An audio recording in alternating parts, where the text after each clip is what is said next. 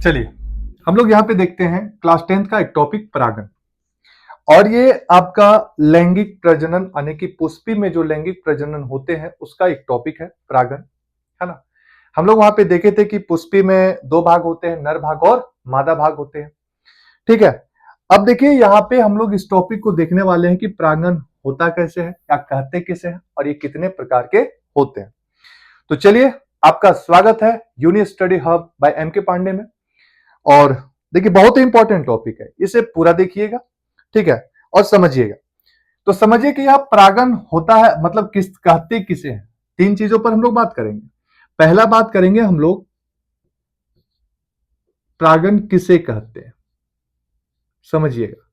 दूसरा बात करेंगे कि परागन होता कैसे है, और तीसरा बात करेंगे कि ये कितने प्रकार के होते हैं। ये तीन बातों पर हम लोग फोकस करेंगे कि परागन कहते किसे हैं, और परागन कैसे होता है, और परागन जो होता है वह कितने प्रकार का होता है। तो चलिए हम लोग शुरुआत करते हैं, कहते किसे हैं। तो अगर हम लोग परागन के विषय में देखें तो परागन जो होता है यह एक प्राकृतिक प्रक्रिया है। परागन जो होता है यह एक प्राकृतिक प्रक्रिया है, समझिएगा। कैसा प्रक्रिया है? प्राकृतिक प्रक्रिया है। और इसी में क्या होता है कि जिसमें क्या होता है कि फूल का खिलना, फूल खिलता है, जो फूल आप खिला हुआ देखते हैं, फूल का खिलना। उसके बाद आप पेड़ पौधों में फल का जो लगना देखते हैं, यानी फल बना हुआ जो देखते हैं, तो फल का बनना। और तीसरा आपका बीज बीज बीज बीज यानी कि बीज का भी बनना, फल लगना या बीज भी बनना, ये तीनों आपका परागन में शामिल है। तो बात समझिएगा कि परागन कितना जरूरी हो सकता है पेड़ पौधों के लिए, है ना। अब इसमें होता क्या है समझिएगा कि यहां पे क्या होता है कि हम लोग पिछले क्लास में देखे थे कि जो पुष्पी पौधों में अगर देखें तो दो भाग था। एक था आपका नर भाग और एक था आपका मादा भाग, ठीक है। यहां पे क्या होता है कि नर भाग से मादा भाग में स्थानांतरित होता है। अच्छा, स्थानांतरित क्या होता है ये भी समझिएगा। तो स्थानांतरित होगा परागन का, परागकण का। किसका स्थानांतरित होगा? परागकण का। अब परागकण कहां पे रहता है ये भी समझिएगा। तो यहां पे हम लोग देखे थे कि एक होता है परागकोश, कि नर का भाग जो बनता है वो दो भागों से मिलकर बनता है। एक होता है परागकोश और एक होता है आपका तंतु। और हम लोग मादा का विभाग देखे थे, तो मादा का विभाग तीन भागों से मिलकर बनता है। एक था वर्तिकाग्र जो सबसे टॉप पर रहता है, दूसरा था आपका वर्तिका जो बीच में रहता है, ये क्या करता है? अंडाशय तक जोड़ने का काम करता है। और ये एक तीसरा रहता है आपका अंडाशय। ये तीन चीजों से मिलकर बनता है। यहां पर हम लोग ये भी देखे थे कि जो परागकोश और तंतु है इसे हम लोग मिलाकर कहते हैं पुंकेसर, ये हमारा नर का भाग है। और ये तीनों को मिलाकर हम लोग क्या कहते हैं? स्त्रीकेसर, ये भी जानते हैं हम लोग, ये हम लोग देख चुके थे। अब देखिए यही जो परागकश कोश है यहीं पे परागन होता है, परागकण होता है। क्या होता है? परागकण होता है। बात समझिएगा। तो यहां पे नर के भाग से मादा भाग तक स्थानांतरित होने की जो होती है प्रक्रिया, वही को क्या कहला, उसी को क्या कहते हैं हम लोग? परागन कहते हैं। उसी को क्या कहते हैं हम लोग? परागन कहते हैं। और परागन के पश्चात क्या होगा कि परागन के फलस्वरूप क्या होता है कि यहां पे आपको फूल खिलता हुआ दिखेगा, या तो फल बनते हुए दिखेगा, या तो बीज बनते हुए आपको दिखेगा। तो परागन बहुत ही जरूरी है। अगर किसी पौधे के जीवन चक्र को पूरा करना है तो परागन अति आवश्यक है। याद रखिएगा, ध्यान रखिएगा। अगर किसी पौधे के जीवन चक्र को पूरा करना है, किसको पूरा करना है? जीवन चक्र को पूरा करना है, तो हम लोगों को परागन पेड़ पौधों के लिए अति आवश्यक है। बात समझिएगा। अब चलिए हम लोग आते हैं कि परागन होता कैसे है, समझिएगा।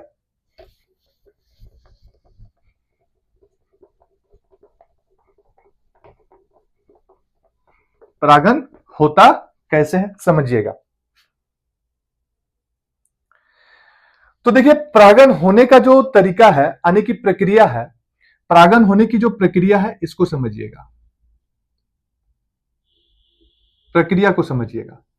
तो जो परागन होगा तो सबसे पहले क्या होगा, परागन के लिए हम लोग देखें कि नर के परागकोश से परागकण कहां निकल के चला गया, वर्तिकाग्र पर, और वर्तिकाग्र जो था वो आपका मादा भाग था, यानी कि नर के भाग से मादा भाग तक स्थानांतरित होना, किसका, पराग का, किसका, पराग का। तो अब समझिए कि पराग कोश में सबसे पहला क्या होगा कि जो हमारा परागन है, यानी कि जो पराग है, वो सबसे पहले क्या होगा, वो उत्पादन होगा। तो उत्पादन कैसे होगा, तो समझिए पहले पहले परिपक्व होगा, मतलब वो परागकण जो है वो परागकोश में अपना परिपक्व होगा और वहां से आपका परागकण निकलेगा। तो सबसे पहले क्या होता है कि ये जो आप देख रहे हैं ये वाला पार्ट, ये वाला पार्ट, यहां पे आपका परागन है, परागकण है, सॉरी परागकण है, और यही परागकण क्या हुआ, परिपक्व हुआ और यहां से निकला। अब समझिएगा निकलेगा कैसे, ले जाएगा कौन, कौन ले जाएगा, तो समझिएगा कि यहां पे हम लोग देखते हैं कि इस प्रकार से आपका कोई तितली या कोई मधुमक्खी आया, समझिएगा इस प्रकार से कोई मधुमक्खी यहां पे आया और इस पेड़ पर, इस फूल पर बैठा और पराग पर बैठा। हम लोग देखते हैं कि यहां पे ये क्या होगा कि ये जो पीला वाला भाग है इसके पैर में चिपक गया, इसके पैर में चिपक गया और ये उड़ा उड़ा। अब देखिए यहां पे क्या था कि यहां पे आपका, यहां पे भी एक फूल है, यहां पे भी एक फूल है, इस प्रकार से, इस प्रकार से यहां पे भी एक फूल है, ठीक है। और यही यहां पे उड़ के आया, मतलब सबसे पहले यहां से बैठा और इस पे गया और इस पे बैठने के बाद ये क्या हुआ कि इस पे गिरा। आप समझे हम लोग क्या बोले, परागकण क्या हो गया, परागन क्या हो गया कि मादा के भाग से स्त्री केसर, यानी कि सॉरी नर के भाग से मादा के भाग पर पराग का स्थानांतरण होना ही क्या कहलाता है, परागन कहलाता है। क्या कहलाता है, परागन कहलाता है। समझ में आया। अब ये जो हो रहा है क्या खाली सिर्फ मधुमक्खियों या तितलियों के द्वारा ही होगा, नहीं, ये अनेकों के माध्यम से हो सकता है, जैसे हवा के माध्यम से हो सकता है, आपका जल के माध्यम से हो सकता है, कुछ तितली आ गया तो वो ले जा सकता है, समझ में आया ना, कोई जानवर के माध्यम से ये आपका जा सकता है। अब समझिएगा हम लोग इसको बाय फिगर समझते हैं, बात समझिएगा। अब ये वर्तिकाग्र पर गिरा, तो वर्तिकाग्र पर गिरने के बाद ये अंकुरित होता है, जो पराग है, जो परागकण है ये अंकुरित होगा और अंकुरित होना शुरू होगा तो इसी को कहते हैं पराग नली बना देगा। ये क्या बना देगा, पराग नली। तो याद रखिएगा पराग नली कौन बनाएगा, परागकण बनाएगा। कौन बनाएगा, परागकण। क्यों बनाएगा, क्योंकि वह अंकुरित होगा, क्योंकि वह अंकुरित होकर, और ये क्या करता है, ये आपका अंडाशय तक जोड़ने का काम करता है। ये आपको यहां से यहां तक ले गया और इसके माध्यम से आपका यहां तक जोड़ने का काम करेगा, ये आपको जोड़ने का इसमें काम करेगा। और जोड़ने के बाद अब समझिएगा कि यहां से जो आ रहा है, इससे जो हमारा आ रहा है, ये आपका नर युग्मक है, नर युग्मक है, और यहां पे आपका मादा युग्मक है, मादा युग्मक है। इस दोनों का संलयन जब होगा तो इसी को हम लोग कहते हैं निषेचन। क्या कहते हैं, निषेचन। अब यहां पे ध्यान दीजिएगा, इसमें हम लोग दो बार निषेचन होगा। एक बार निषेचन यहां पे होगा, जिससे आपका एक बार निषेचन यहां पे होगा और एक बार निषेचन आपका यहां पे होगा। देखिए यहां पे दो बार निषेचन हुआ, एक बार निषेचन होगा तो भ्रूणपोष बनेगा और दूसरा बार निषेचन होगा तो आपका भ्रूण बनेगा। बात समझिएगा, एक बार निषेचन हुआ तो भ्रूणपोष बनेगा और एक बार निषेचन होगा तो बनेगा भ्रूण बनेगा। इसलिए हम लोग यहां पे कहते हैं कि यहां पे पुष्पी में द्विनिषेचन होगा। कैसा होगा, द्विनिषेचन होगा, दो बार निषेचन होगा। अब भ्रूणपोष बढ़ने का कारण क्या है कि जो हमारा भ्रूण बनेगा उसको खाना पीना, दाना पीना देने का काम कौन करेगा, भ्रूणपोष करेगा। समझ में आया। चलिए अब यहां पे देखते हैं कि ये जो अंडाशय थे, अब हम लोग बाय फिगर भी देखेंगे। अब ये जो अंडाशय है, बाहर से जो अंडाशय आपको दिख रहा है, ये वाला अंडाशय, बाहर से जो अंडाशय दिख रहा है ये परिपक्व होगा। बात समझिएगा, ये परिपक्व होगा और यही अंडाशय आपको फल बना देगा, यही अंडाशय क्या बना देगा, फल बनाएगा। तो फल कौन बनाता है, अंडाशय बनाता है। और अंदर में जो बीज था, यानी कि जो बीजांड था, ये क्या बना देगा, बीज बना देगा। क्या बना देगा, बीजांड। बीजांड क्या बना देगा, बीज बन जाएगा। ठीक है, अब ये क्या करता है, बीज का रक्षा करता है कौन, अंडाशय। तो चलिए अब हम लोग इसको ऐसे समझते हैं, बाय फिगर देखेंगे, एक बार फिर से बढ़िया से फिगर बनाएंगे।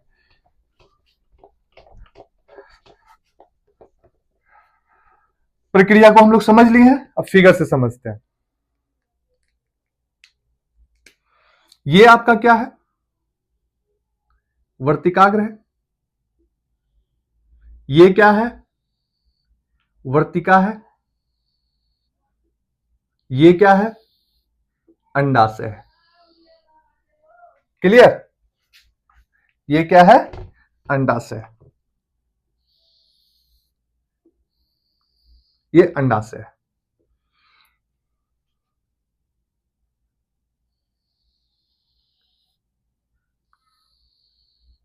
अब देखिए समझिएगा, यहां पे क्या हुआ, ये हमारा क्या था, एक का नाम लिख लेते हैं, वर्तिकाग्र। क्वेश्चन पूछता है वर्तिकाग्र, ये क्या हो गया, वर्तिका। ये क्या हो गया, अंडाशय। यहां तक समझ में आ गया। अब देखिए ये क्या होगा, यहां पे हमारा प्रागकण यहां से निकला, ये भौरा, ये आपका या तितली जो भी है, ये उड़ के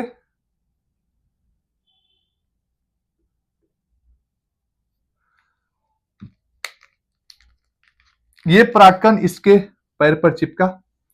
चिपकने के बाद ये क्या हुआ, यहां आके गिर गया, ये गिरा, ये था आपका परागकण।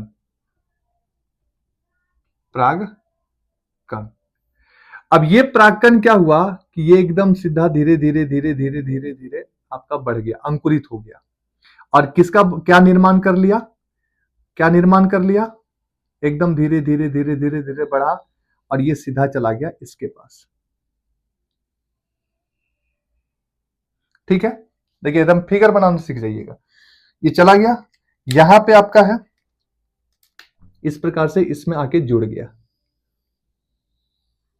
इस पे आके जुड़ गया, 1 2 3, 1 2, और यहां पे 1 2 3। ठीक है, ये दोनों जो आप देख रहे हैं, ये वाला ये वाला ये वाला ये वाला ये वाला, ये दोनों सहायक है। यहां से ये निषेचन में भाग लेगा, और यहां से ये निषेचन में भाग लेगा।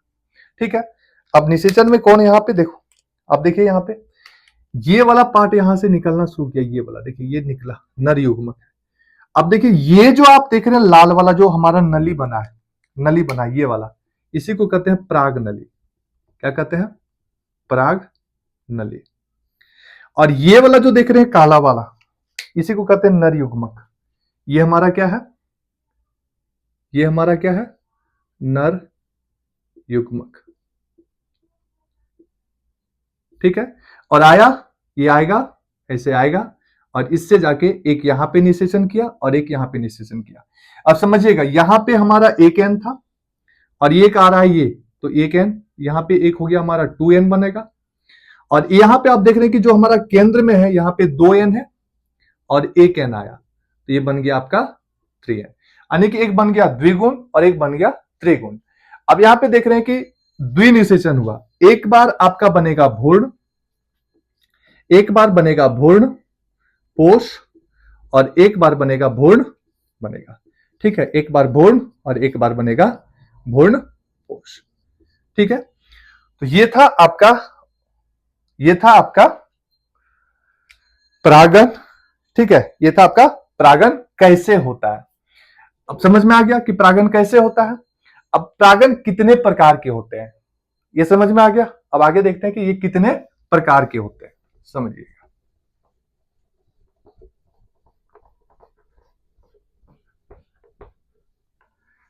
परागण कितने प्रकार के होते हैं, तो देखो परागन जो होता है वो दो प्रकार का होगा, परागन होगा दो प्रकार का, एक को कहते हैं स्वपरागन और एक को कहते हैं पर परागन।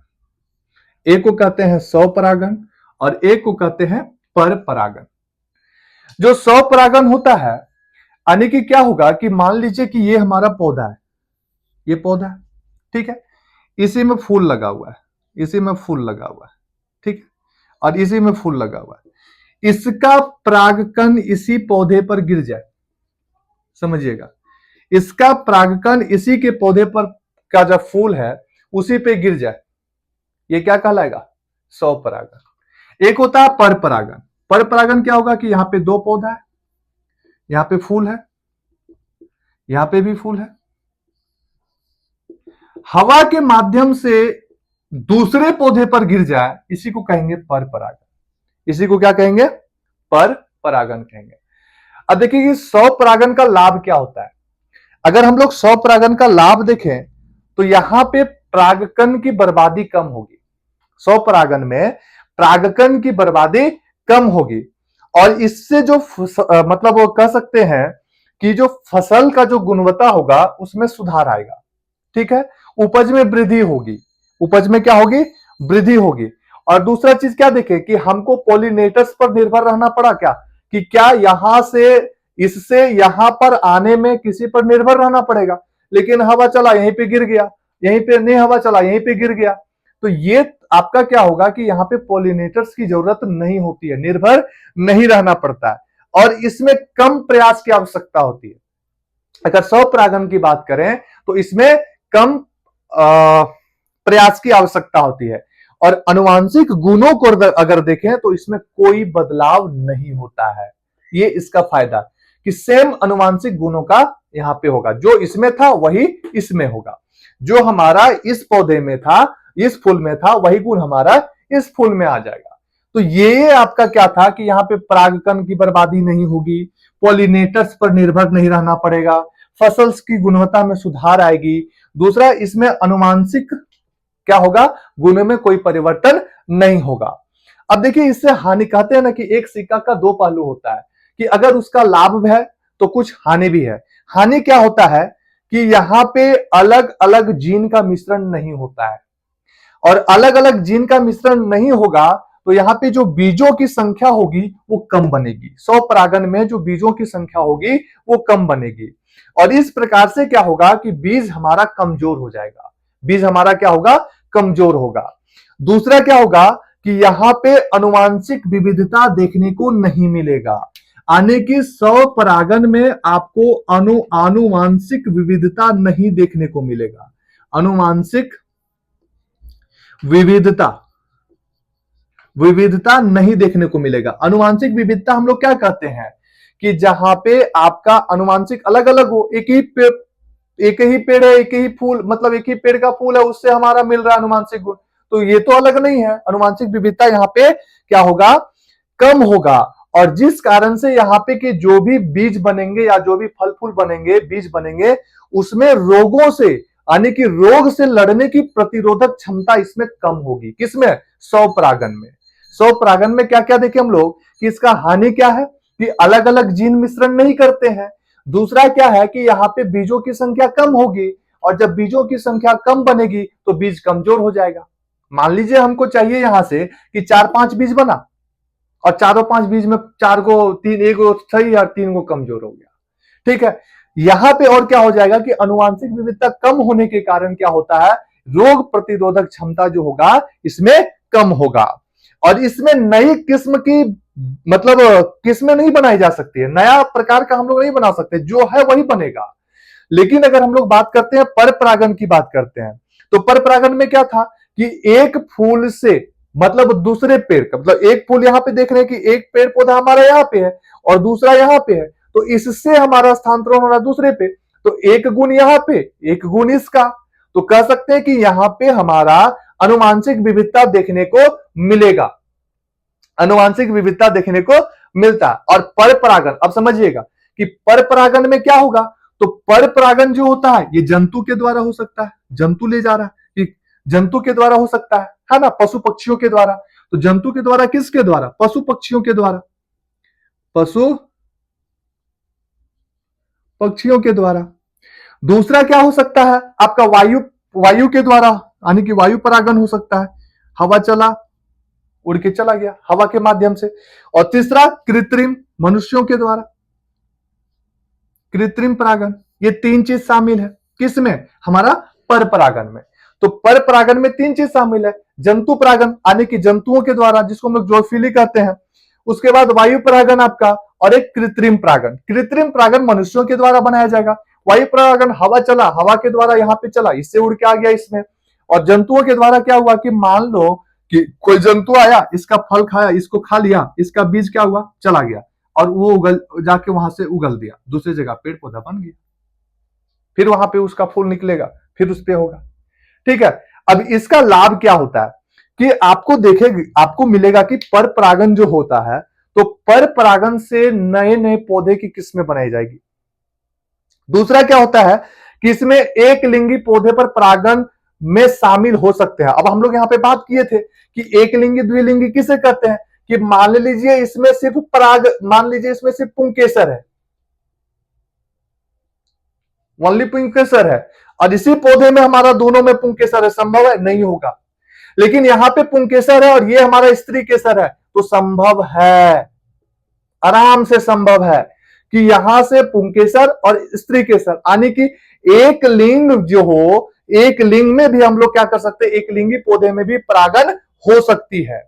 दूसरा, यहां पे जो उत्पन्न बीज होगा, यहां से जो बीज बनेगा, उसमें रोग प्रतिरोधक क्षमता अधिक होगी, अपने आप को स्टेबल करने की क्षमता उसको अधिक होगी। इसलिए होगी क्योंकि यहां पे अनुवांशिक विविधता देखने को मिलेगा। यहां पे अनुवांशिक विविधता देखने को नहीं मिलेगा, कहां पे, स्वपरागन में।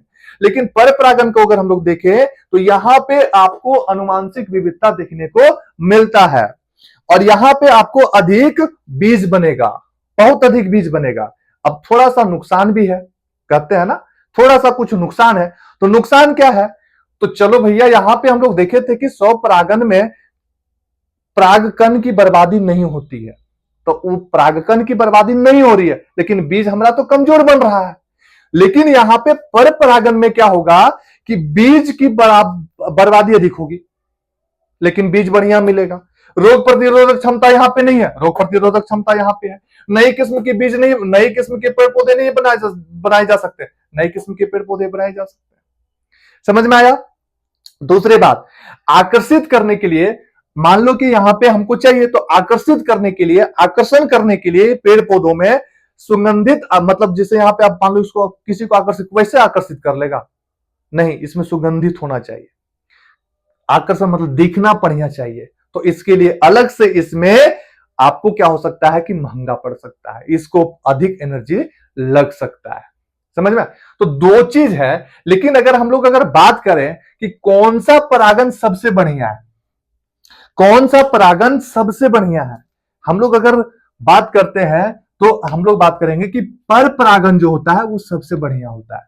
और किस लिए बढ़िया होता है कि आप देख चुके हैं कि यहां पे आपको अनुवांशिक विविधता देखने को मिलती है, और अनुवांशिक विविधता जरूरी है। इस पर्यावरण, बदलते पर्यावरण में आपको रहने में मदद करेगा कौन, अनुवांशिक विविधता। अगर आप में अनुवांशिक विविधता नहीं है तो बदलते परिवेश में आप ढल नहीं पाइएगा, बात समझिएगा। इसीलिए हम लोग यहां पे देखेंगे कि कौन सा परागन बढ़िया है, पर परागन बढ़िया है। कौन सा परागन बढ़िया है, पर परागन बढ़िया है। अब समझिएगा कि बीज में चला गया, वहां पे क्या हुआ, अंडाशय से क्या बन गया, फल बन गया। अब समझिएगा, अंडाशय से क्या बन गया, फल बन गया, और हमारा बीच में क्या हो गया, बीज बन गया। बीजांड क्या बन गया, बीज बन गया। ठीक है। अब वही बीज क्या करेगा, नए पौधे का विकसित विकसित करेगा। ठीक है। अब समझिएगा इसे, ये हमारा चना है, मान लीजिए ये चना है,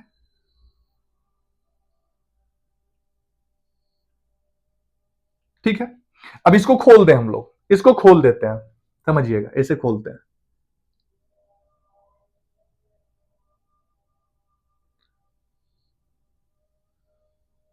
खोल दिया, इसको खोल दिया।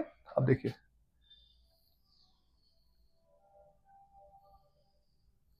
ऐसे बन गया। अब देखिए यहां पे ये वाला जो भाग आप देख रहे हैं, ये वाला भाग, ये वाला भाग,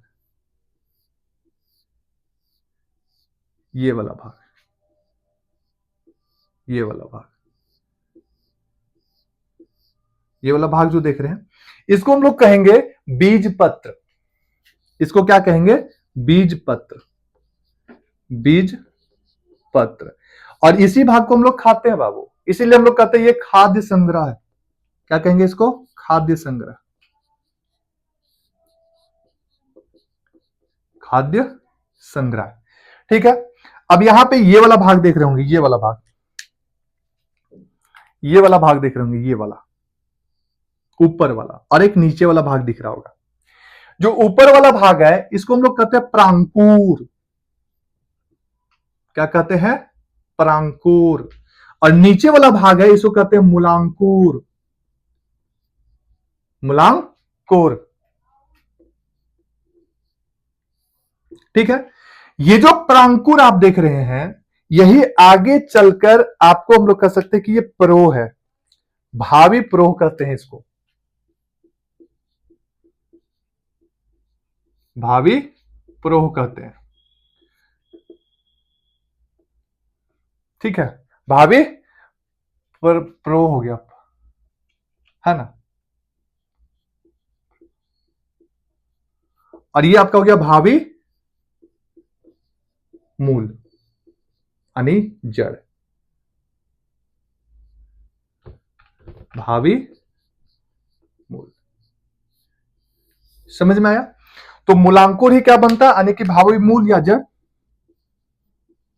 जड़ कौन बनेगा? मूलांकुर। प्रो कौन बनेगा? परांकुर। समझ में आया? तो ये बीज फिर क्या करेगा? ये नए पौधे का निर्माण कर लेगा। ठीक है, तो ये बहुत ही इंपॉर्टेंट है। और तो चलिए, आज के कक्षाओं में हम लोग यहीं तक देखें, फिर हम लोग आगे देखेंगे नेक्स्ट क्लास में। तब तक आप लोग बने रहिए, मस्त रहिए, पढ़ते रहिए और बिंदास रहिए।